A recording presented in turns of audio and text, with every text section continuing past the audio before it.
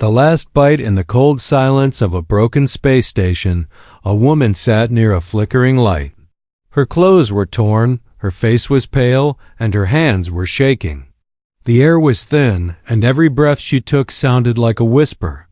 She looked down at her baby. The child was wrapped in a soft blanket, eyes closed, chest moving slowly. He was hungry. She could feel it. She could see it in the way he moved his tiny hands. In her other hand, she held the last bite of food, a dry piece of protein bar. It was not much, but it was all she had left. She hadn't eaten in 2 days. Her lips were cracked. Her stomach ached. Her vision was blurry. But she didn't care. She looked at the small bite, then at the baby. "I'm sorry," she whispered, and placed the food in the child's mouth. He sucked it slowly, too weak to cry. Tears fell from her eyes, but she didn't wipe them. She was too tired, too empty. Outside, something creaked. A piece of metal fell somewhere in the darkness. The station was dying, just like everything else. The woman's name was Alina. She was once a scientist on Earth, but Earth was gone now. Burned in the war between humans and the Zarn, alien creatures with no faces and no mercy. She had escaped on the last shuttle with her newborn son. They crashed here, on an abandoned human outpost orbiting a dead moon. There was no help, no signal, no rescue, just silence and fear. Alina looked at her baby again. He was still breathing. That was the only reason she was still alive. Suddenly she heard a sound, metal footsteps. Her body froze. Her ears listened sharply. That wasn't the sound of the Zarn. They moved fast and quiet. This was slow, heavy, like a soldier. She grabbed a broken piece of metal pipe and held it in front of her. Her hands were shaking. Her legs were weak. Another step, closer this time. A shadow moved across the wall. It was big, tall, human-shaped. Then a voice. "Are you human?" The voice said, soft but deep. Alina couldn't believe it. A voice speaking English. She stayed silent. "I have food," the voice continued. "Real food." Alina stepped forward slowly. Her eyes locked on the shadow. "Who are you?" she asked, her voice dry and weak. From the darkness, a man walked into the light. He wore a black suit with glowing blue lines. His face was tired, but human.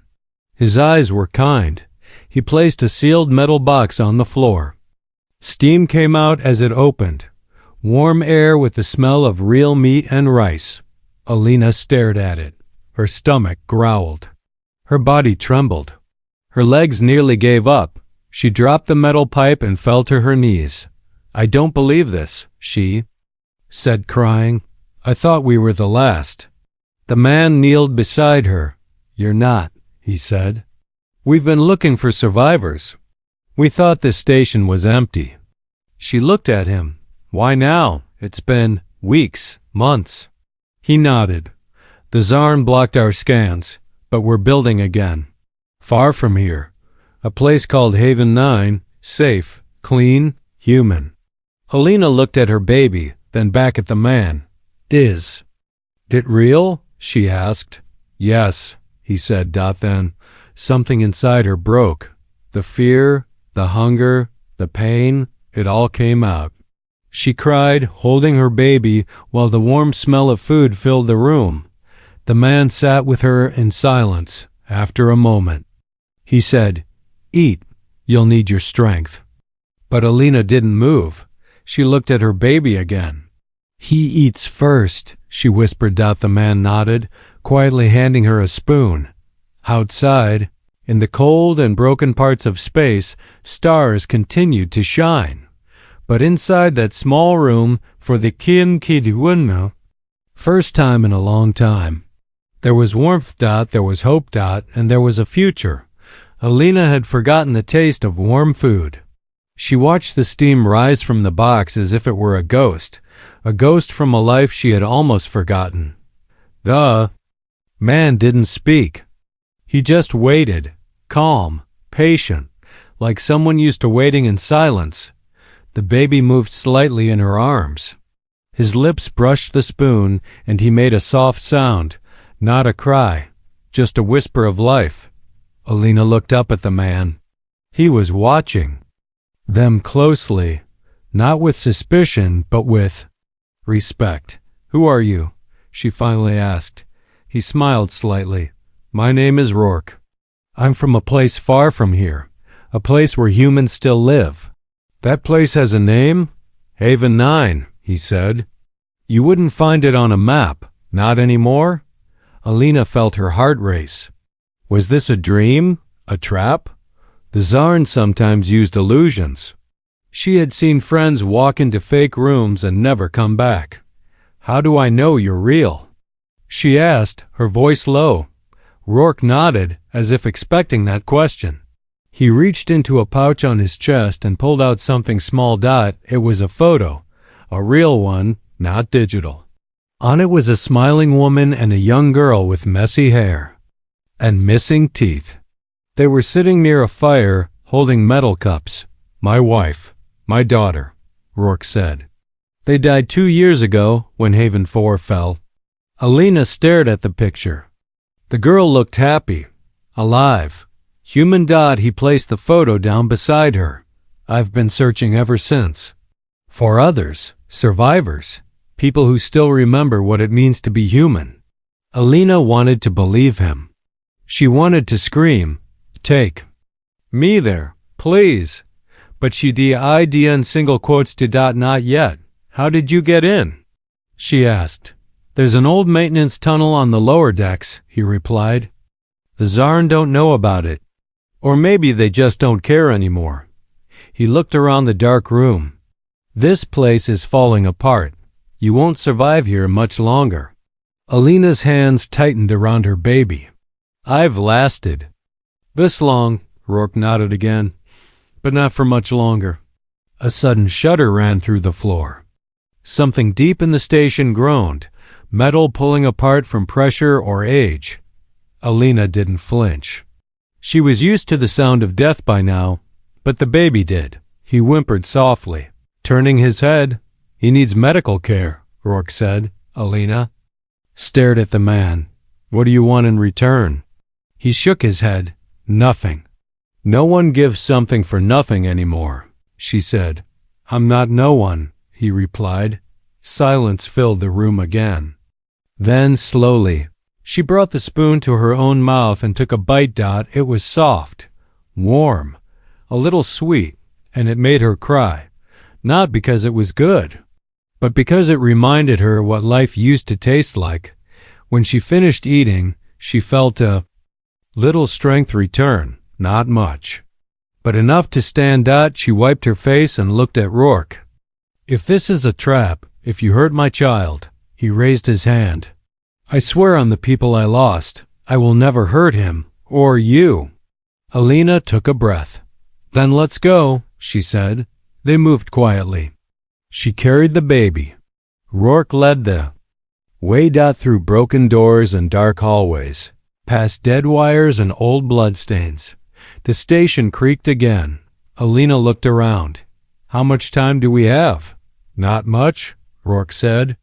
"There's a storm coming, solar flares. This station won't survive another hit. Where's the way out?" "Near the reactor core," he said. "There's a drop ship." Alina stopped. "Near the core? That's suicide." "Only if we're slow," he replied. She took one more look behind her, at the room where she had almost died, where her child had almost starved. Then she looked forward, toward a future that might still exist, toward hope.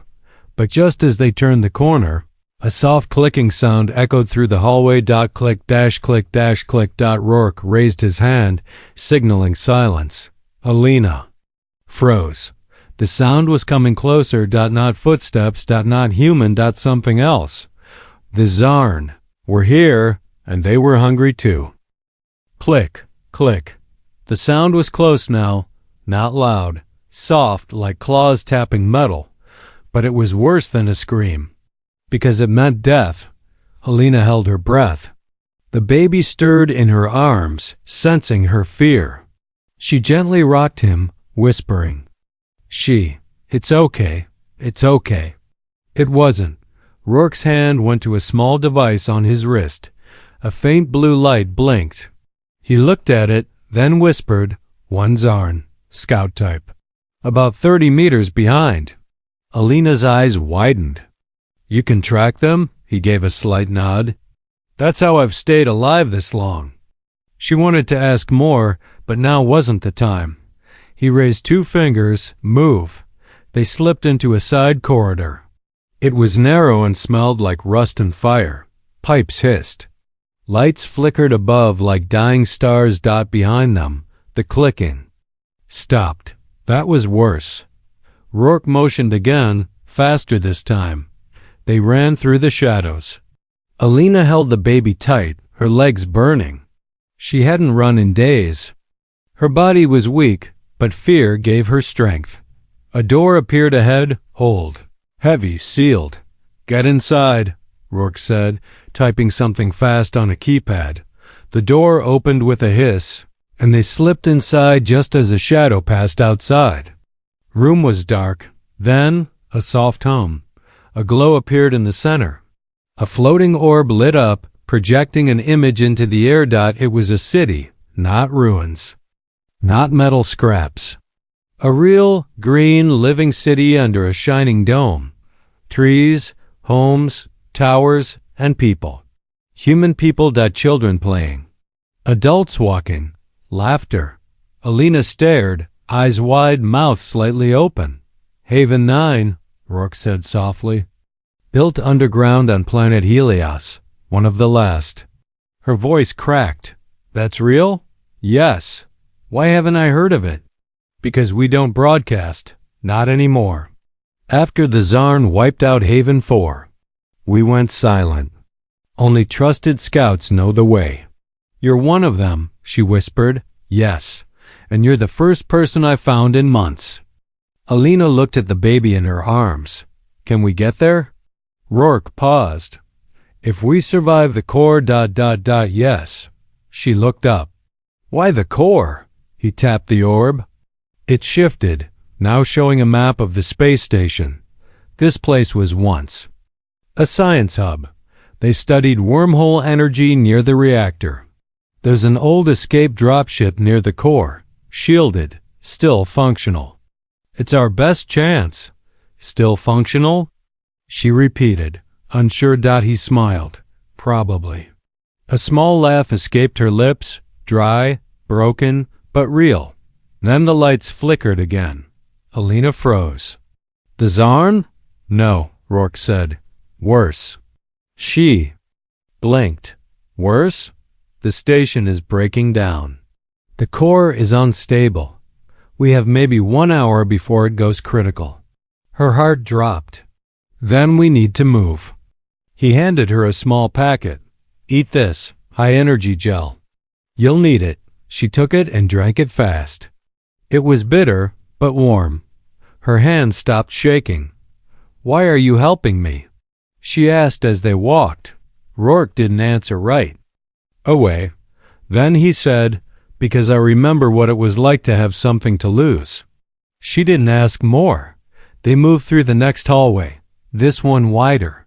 Strange symbols covered the walls, drawn in something black. Alina stared at them.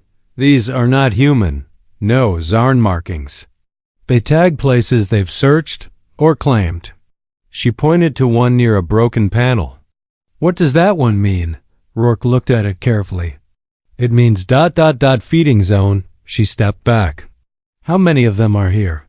"Too many," he said. They moved again, faster this time. Ahead, they reached a giant window, cracked but still holding. Outside, space was black and empty. But down below, through the curve of the broken station, she saw a faint glow. A blue planet. Not Earth, but alive. "That's Helios," Rourke said. "Haven 9 is beneath its surface."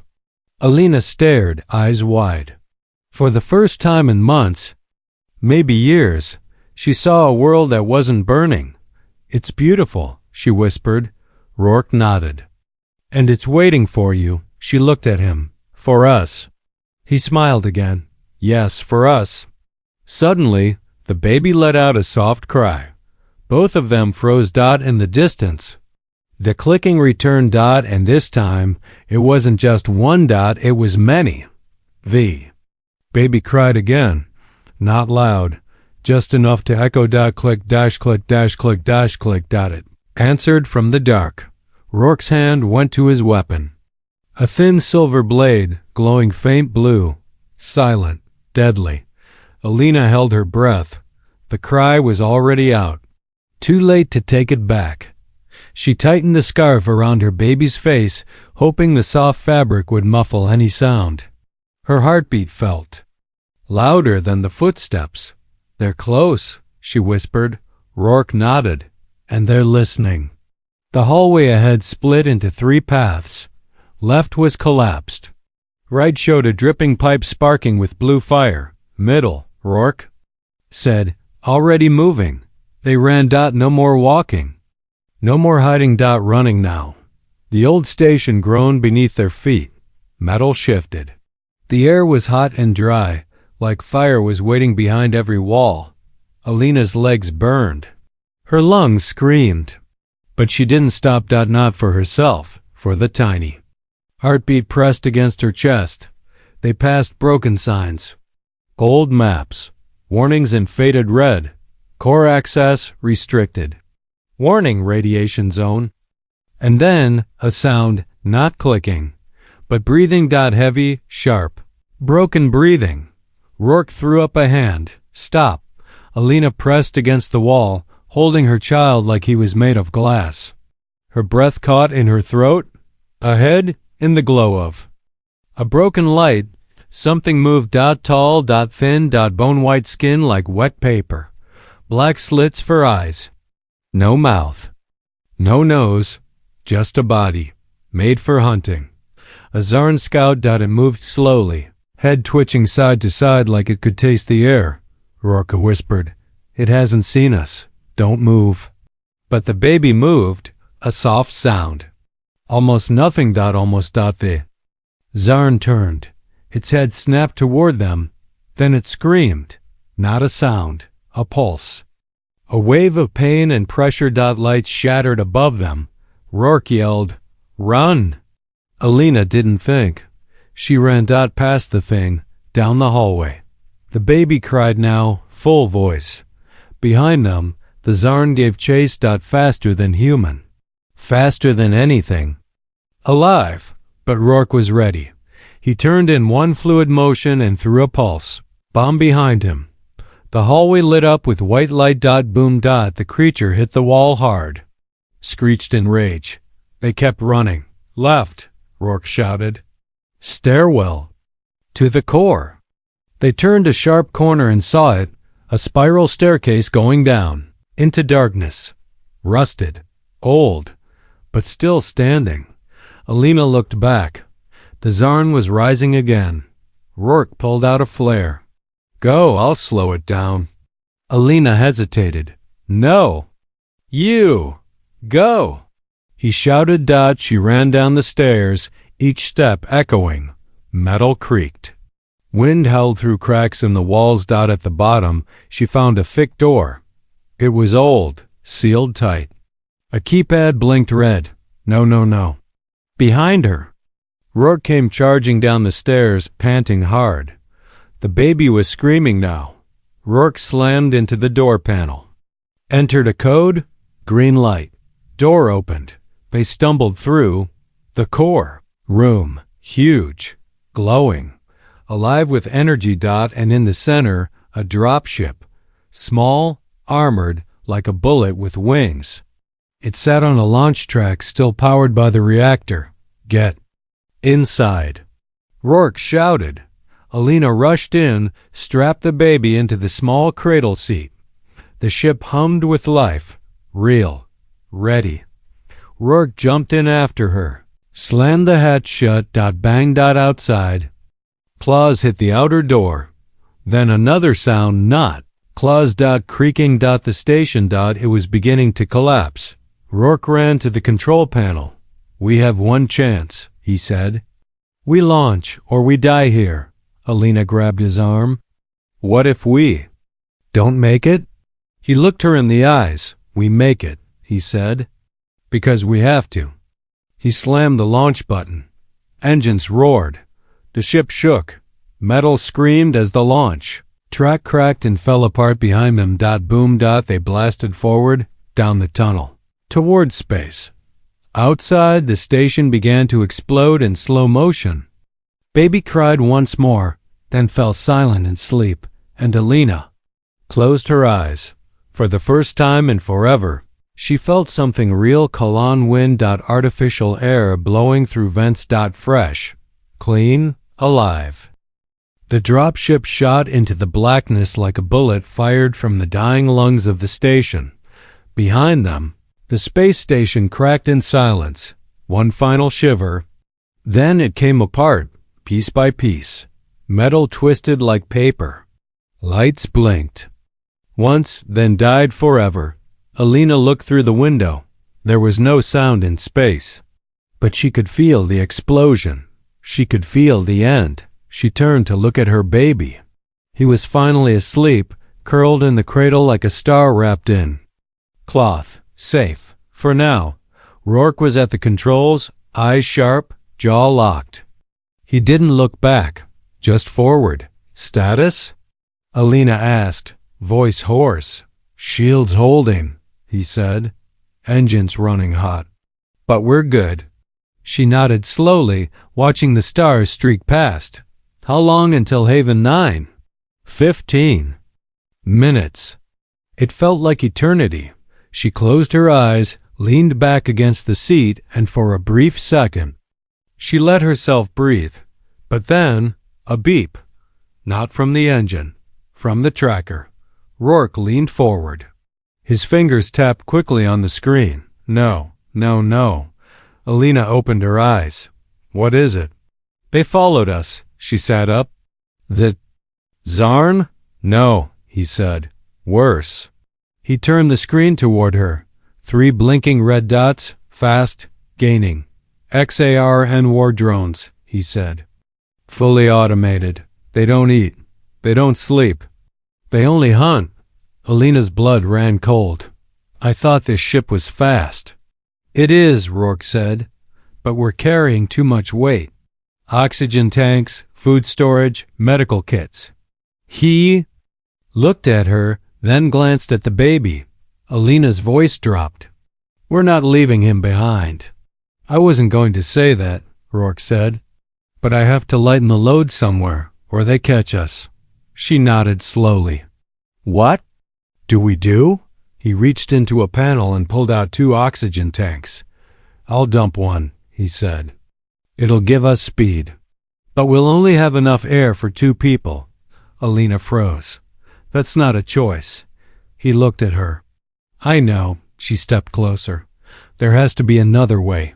I can stay behind, Rourke said quietly. She stared at him. What? I'll eject the pod manually.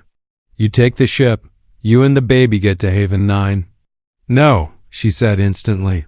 It's the only way. No, it's not, she said again, louder this time. Rourke smiled. Just a little. You're stronger than you think. She looked at him. This quiet man who had brought food, hope, and now was offering his life. You saved us, she said, and now it's your turn to save him, he said. Nodding toward the cradle, Alina's fists clenched. There's got to be another way. Suddenly, another beep. A new signal green. Rourke stared at it, confused. What is that? She asked. I don't know. He tapped the screen. A burst of static. Then, a voice. Drop ship. Identify. This is Haven 9 Patrol. Repeat. Identify. Alina gasped. They found us. Rourke hit the come button. This is Rourke. I'm with the survivor and infant. We're being chased. 3 Zarn drones on our 6.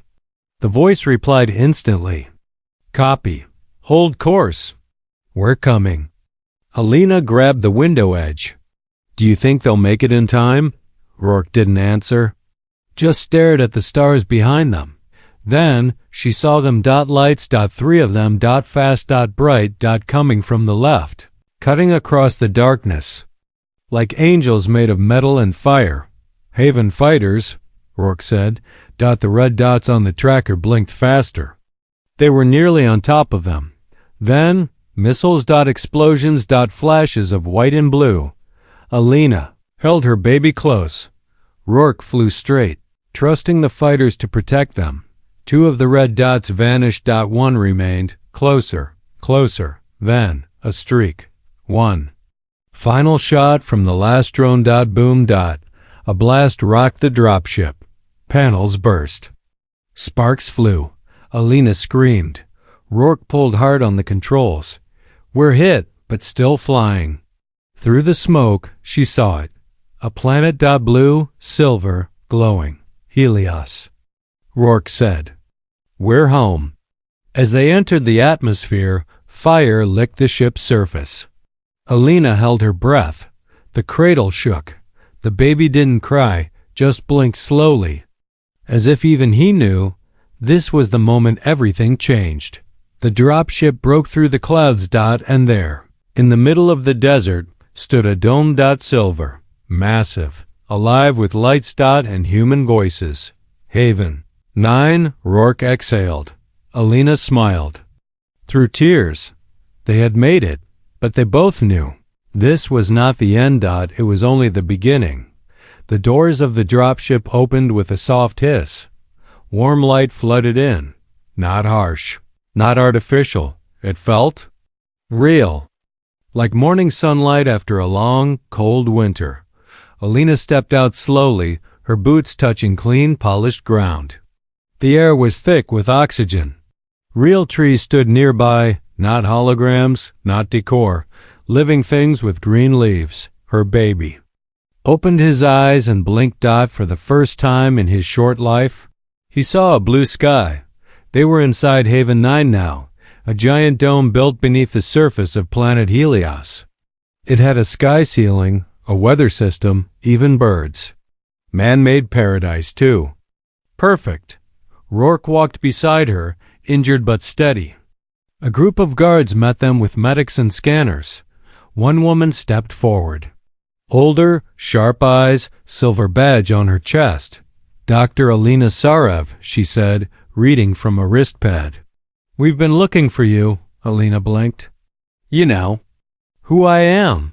The woman gave a small smile. You were on Earth's final survival list, a priority scientist. We never found your ship. Until now. She looked at the baby. And this, she said quietly, must be him. Alina stepped back slightly, protective. What's going on? She asked. The woman looked at Rourke. You didn't tell her? She asked. Rourke hesitated. Not everything.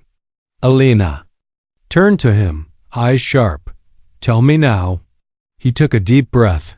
Your child was born in high radiation after the fall of Earth. The data from your last transmission showed abnormal cell readings. That's why Haven sent me to look for you. The woman stepped forward again.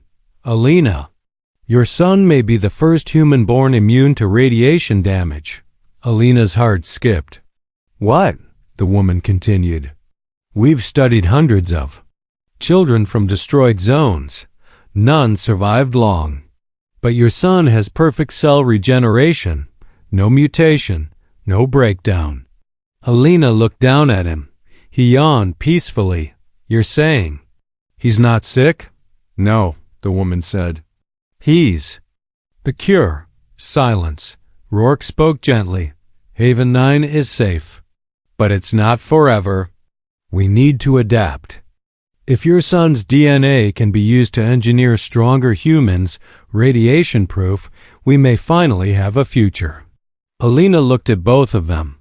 You want to test on him? No, the woman said. We want his help, and yours. You're his mother and a scientist. No one will touch him without your permission. But if I say no? Alina asked. The woman didn't smile now. Then we survive another year, maybe 2, until the solar flares reach this planet. And we die. Like the rest. Alina felt the weight of it. This child, her child, born in a dead station, fed with her last bite, carried through fire and metal and fear, now carried the fate of the species. She sat down on a bench, holding him tight. Rourke sat beside her. "You don't have to decide today," he said. She didn't speak. Her eyes moved across the dome, people laughing, walking, eating, children playing in parks.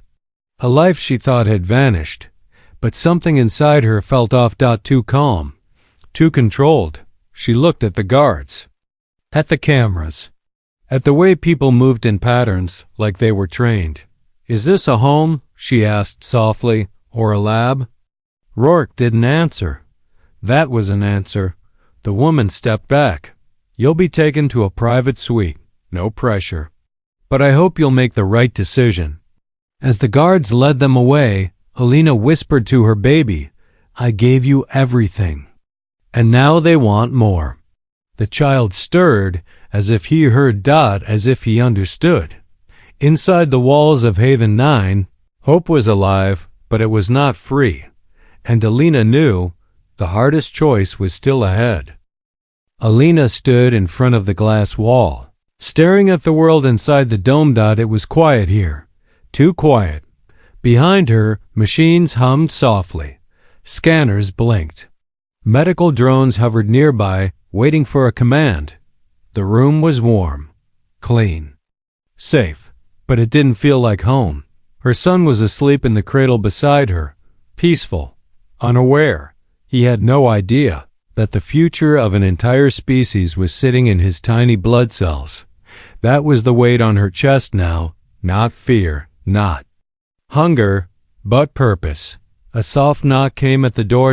It slid open, and Rourke entered, wearing a clean uniform now. He looked rested, fed, alive in a way she hadn't seen before, but his eyes still carried the same heaviness. "You haven't answered yet," he said gently. "No," she replied, "not yet." He sat across from her, placing a datapad on the table. "The council is waiting. They're not forcing anything, but they need a decision." Alina didn't answer. She looked at the screen built into the wall. It showed the surface of Helios. Bright sun, dead sand, violent solar winds crashing against the dome shield. "How long do we have?" she asked. Rourke didn't sugarcoat it. 18 months, maybe less. When the flares get worse, Haven 9 won't hold. And if they can use him, my son, they think they can create a new generation. Immune to radiation, stronger, faster, survivors. Alina nodded slowly. "What about him? Will he be safe?" Rourke met her eyes. "He'll be protected, honored, raised like a symbol." She looked down at her baby. He stretched, still dreaming. Alina touched his cheek. "I didn't carry him through fire for him to become someone's project." Rourke leaned forward. "Then guide them. Be part of it. Not just the mother, the mind, the leader." Alina stood, walked to the window. Her voice was low, steady. "Do you know what scares me?" Rourke waited. "That we'll survive," she said, "but lose what made us human." Rourke stood too, coming beside her. "Then remind them." A silence passed between them. Then, soft footsteps echoed outside the door. It slid open again. The woman from before, the one with sharp eyes and a council badge, entered slowly. Behind her were 2 children. A boy and a girl. Human. Alive. Strong. "Alina," the woman said, "I thought you should see them." Alina turned. The children looked up at her. Wide eyes, curious, quiet. "They were born from experimental DNA therapy," the woman explained. "They're stable, but limited. Your son may be the key." Alina knelt in front of the children. "Do you know why you're special?" The little girl shook her head. "Because you're proof," Alina said, that we're still here. The little boy asked, "Are we going to live on Earth again one day?" Alina smiled. It was sad but full of warmth. "No, but maybe. You'll build something better." She stood up. "I'll do it," she said. The woman nodded. "Thank you." "But on my terms," Alina added. The woman paused, then nodded again. Weeks passed. Alina worked in a new lab, not as a test subject's mother, but as the lead scientist. Her son, now named Eli, was studied carefully, not poked, not prodded, but respected. His blood gave them answers and a beginning. Children were born stronger, breathing thinner air, growing faster, a new kind of human. Not perfect. But prepared. 1 year later. Alina stood again at the same glass wall. But this time she wasn't alone. Hundreds of people stood with her. Scientists, engineers, children, mothers, survivors. Rourke stood beside her, arm in a sling from an off-world scout mission. The dome above them shimmered, then opened. Not fully, but just enough. Above them, the red sun of Helios lit their faces, and they didn't flinch. No radiation sickness, no shielding suits, just skin, wind, and sky. Eli stood beside her now, holding her hand. He was smiling. A voice spoke through the loudspeakers. For the first time, humanity steps forward, not as victims, not as survivors, but as something new, something reborn. Alina closed her eyes. She remembered Earth. She remembered hunger. She remembered giving him her last bite. And now, he was giving her everything back.